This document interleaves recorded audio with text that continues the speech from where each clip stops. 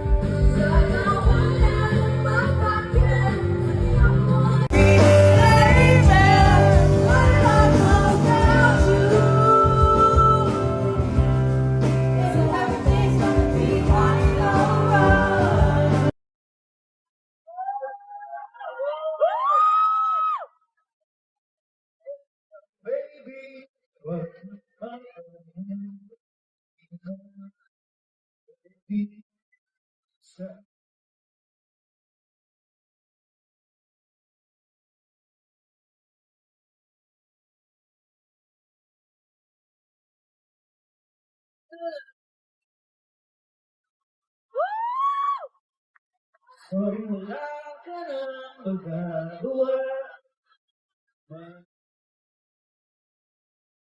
Happy birthday to you. Happy birthday to you. Come on, louder. Happy birthday. Happy birthday. Happy birthday to you.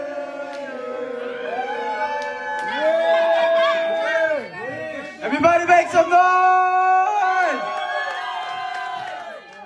Para sa mga fans ni Kayla, nakakatuwang makita ang aktres na nag-i-enjoy sa isang mahalagang milestone sa kanyang buhay. Sa edad na 30, patuloy pa rin siyang umaangat sa industriya ng showbiz at patunay na isa siya sa mga mahuhusay at versatile na aktres ng kanyang henerasyon. Matatanda ang naging bahagi si Kayla ng maraming matagumpay na proyekto sa telebisyon kung saan ipinakita niya ang kanyang husay sa pag-arte. Dahil dito, lalo siyang minahal at sinuportahan ng maraming viewers at fans. Ang pagpasok niya sa bagong dekada ng kanyang buhay ay tila simbolo rin ng panibagong chapter. Mas maraming opportunities, proyekto, at mga tagumpay na naghihintay sa kanyang career.